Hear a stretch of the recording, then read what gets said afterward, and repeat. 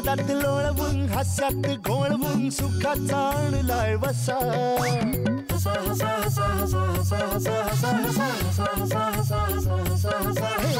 मजेच अस्वल करील गुदगुल्या पुढ्यात त्याच्या बसा गडबड लोळाल पाठवर पडाल खुर्ची पकडून बसा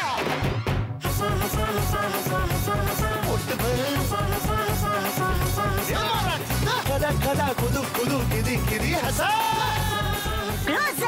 हास्य सम्राट. आता वेळ आहे कसली. आता हास्य सम्राट होणार कोण मला सुद्धा ठाऊक नाही. खरंच देवा शपथ सांगतो मलाही अशी उत्सुकता लागलेली आहे. आता आपण काय करूया, सर्वप्रथम आपल्या पाचही स्पर्धकांना इथे येण्याची विनंती करूया ज्यांनी गेले 6 महिने महाराष्ट्राला हसवत ठेवलेलं आहे. जोरदार टाळ्यांनी आपण स्वागत करूया त्या पाचही जणांचं.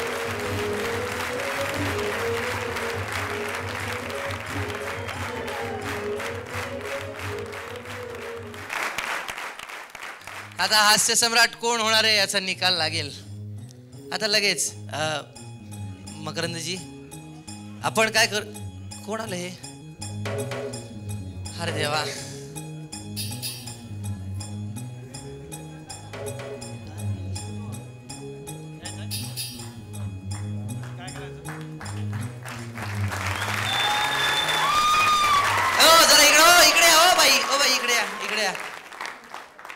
आजपर्यंत प्रथा अशी होती जो स्पर्धेतून बाहेर जातो त्याला नारळ मिळायचा. पण आज असं झालेलं आहे की हा जो नारळ आहे हा त्यांच्या आयुष्यात आलेला सर्वोत्कृष्ट महाराष्ट्राचा हास्य सम्राट प्राध्यापक दीपक देशपांडे.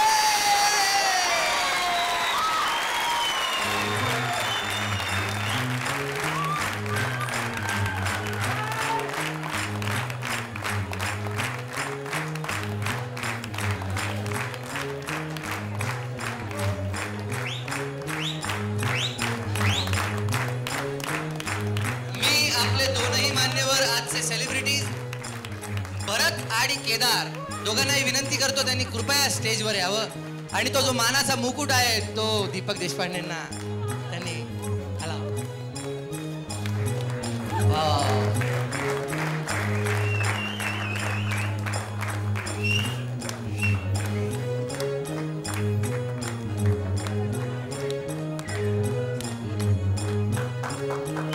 मानाचा मुकुट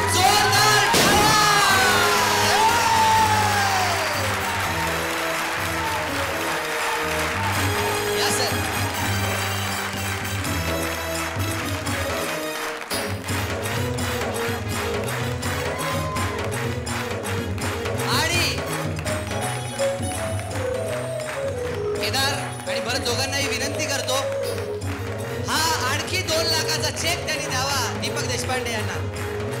देशपांडे साहेब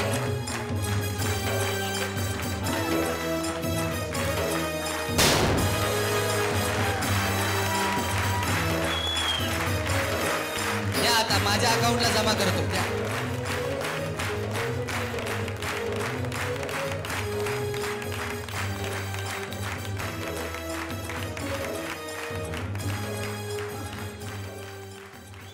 तुम्हाला वाटलं ना नारळ मिळाल्यानंतर काय वाटलं तुम्हाला.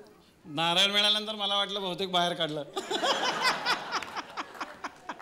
सर तुम्हाला कारण ही स्पर्धा सुरू झाल्यापासून नारळ याविषयी आम्हाला एवढा धसका घेतलेला आहे आम्ही. मी म्हणजे कुठल्याही देवाला गेलो गेल्या 6 महिन्यात तर नारळ फोडला नाही. पण हाच नारळ आज मला जो मिळाला त्याबद्दल झी मराठीचं मी अत्यंत मनापासून आभार मानतो. त्याचं कारण असं की मी गेली जवळजवळ 7-8 वर्ष जे काही कार्यक्रम करत होतो हास्य कल्लोळ नावानं त्या कार्यक्रमातनं मला जेवढी प्रसिद्धी मिळाली नाही तेवढी अत्यंत जगप्रसिद्धी मला झी मराठीने दिली. आणि त्याचबरोबर महाराष्ट्रातल्या तमाम रसिकांनी माझ्यावर जो SMS चा वर्षाव केला त्याबद्दल खरंच मला सध्या गदगदून येत आहे. मी माझा हा जो हास्य सम्राटाचा जो मान आहे मला जो मिळालेला आहे तो माझा मित्र चंदू पोरेला अर्पण करतो. तो आज माझ्या बरोबर नाही आहे. फार गंभीर वातावरण मी करणार नाही. त्याचं कारण असं की गेले जवळजवळ 6 महिने आम्ही ही स्पर्धा खेळतोय. आज तुम्ही या ठिकाणी एवढा मोठा सेट बघताय, हा गेल्या 2 दिवसामध्ये लागलेला आहे. झी मराठीची 200 माणसं एका 5 माणसांसाठी काम करतात. हे अत्यंत चांगलं आहे. खरं तर हास्य सम्राट हे पद त्यांचंच आहे, जे कष्ट करणार आहेत आमच्यासाठी त्यांचं आहे. आम्ही फक्त तुमच्यासमोर नाचणारे बाहुले आहोत. फक्त आमच्याकडे क्वालिटी होती. आम्ही 5 जण वेगवेगळ्या स्टाईलचे होतो, म्हणून आज मला मिळालं आहे. वास्तविक पाहता हा जो हास्य सम्राट हा सन्मान आहे, ह्याच्यामध्ये जसे 5 शब्द आहेत, तसं हे हास्य सम्राट हे आमच्या 5 जणांचं आहे, याची मला पूर्णपणे जाणीव आहे. आमच्या 5 जणांचं आहे. मला SMS मिळाले म्हणजे मी मोठा नाही. आम्ही 5 जण मिळून महाराष्ट्रामध्ये झी मराठीच्या आशीर्वादानं भरपूर कार्यक्रम करू आणि संपूर्ण महाराष्ट्राला हसवू, अशी मी ग्वाही देतो आणि मी थांबतो. जय हिंद, जय महाराष्ट्र.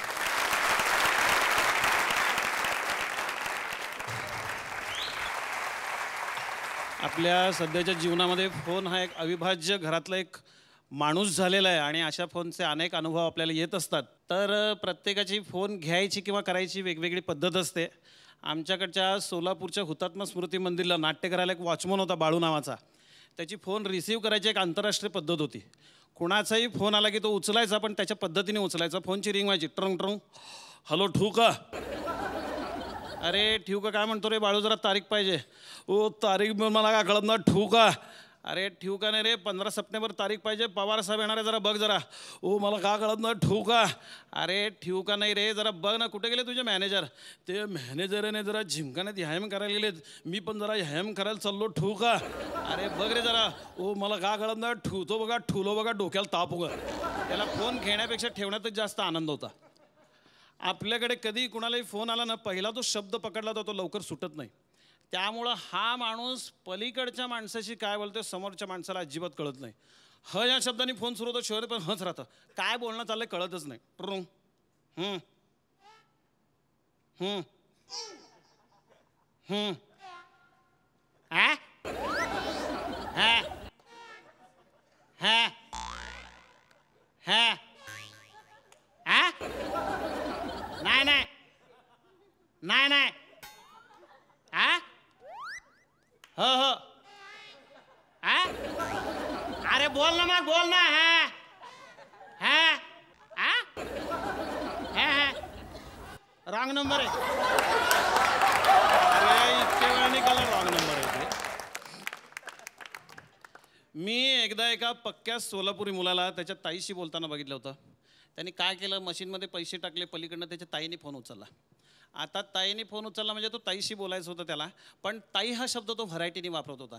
आता संपूर्ण महाराष्ट्रामध्ये पक्का सोलापुरी माणूस कसा ओळखायचा, त्याचं एक साधं उदाहरण सांगतो तुम्हाला. शेजारी जरी माणूस उभा असला ना, चल बे बोलवायला तर, एवढा खणखणीत आवाज असल्याशिवाय सोलापुरात जन्मच घेता येत नाही तुम्हाला सांगतो. असा खणखणीत सोलापुरी मुलगा होता. त्यांनी मशीनमध्ये पैसे टाकले, पलीकडनं त्याच्या ताईने फोन उचलला आणि फक्त ताई हा शब्द व्हरायटीने वापरून तो बोलायला लागला. कसं बोलायला लागला बघा तुम्ही. हॅलो ताई, काय म्हणते ताई? बर ताई, होय ताई, असं म्हणते ताई. कसं म्हणते ताई? अरे बापरे ताई, चेट्टा करायली ताई, लय हसायला लागलो लोक बघायला माझ्याकडे. बर ताई, होय ताई, हा हा ताई. काय म्हणली ताई? पिंटी जेवी ना, मामाचा घास म्हणून घाल तिला, जेवती की नाही. पिंट्या जेव का शानपण करून. बर ताई, होय ताई. काय म्हणली ताई? ठेव म्हणती ताई. नको म्हणती ताई. बर बर ताई, हा हा ताई. बर ताई, होय ताई. काय म्हणली ताई? अरे बाप रे ताई. असं म्हटल्याबरोबर त्याने खिशातनं हात रुमाल काढला आणि घामच पुसायला लागला. काय झालं मला कळायचं नाही, फक्त ताई म्हणाला, बाकी सगळे शब्द पण सोडून दिले. एकदम सिरियस झाला. ताई ताई ताई ताई काय म्हणली? भांडली भाऊजीशी? कशाला भांडली गो का? संसार करायचा अक्कल नाही का नाही? कशाला लग्न करता डोक्याला ताप माझ्या? काय म्हणली भाऊजीला तू? त्यांनी काय म्हणले तुला? मग मग मग डोकं डोकं शांत कशाला उलट बोलली? गप रडू नको, लोक बघायला माझ्याकडे. पुस डोळे. पुसली का नाही डोळे? अगं डोळे पुसाचा आवाज काढ ग, फोनवर दिसत नसताय. हा ग बस, रडू नको, ग बस. मला पण रडू यायला, ग बस. लोक काय लोक तमाशात लोकाला का अक्कल असते? जा बे, माझा फोन संपत नाही, जा की आता. हंतो बा तिथं वे, शानपण करू नको बे. तुला नाही ह्याला म्हणालो. हा ग बस, रडू नको, ग बस. उद्या अजून भाऊजीची माफी मागतो, ग बस. हे जावई लोकांची ना जलंभर माफीच मागायला पाहिजे. किती बी सोनं द्या, पैसे द्या, कुत्र्या शेपूट वाकडे द्या, वाकडेच शेवटी. ग बस, रडू नको, ग बस. हसली का नाही? अगं हसाचा आवाज काढ ग, फोन दिसत नसताय. हा ग बस आता.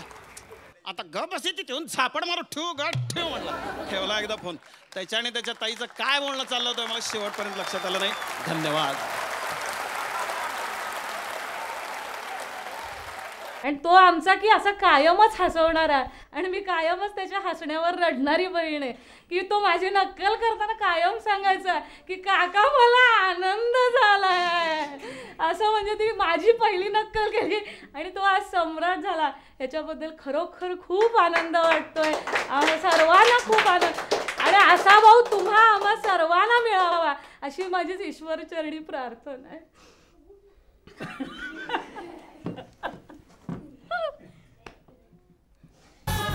क्लोजअप हास्य सम्राट.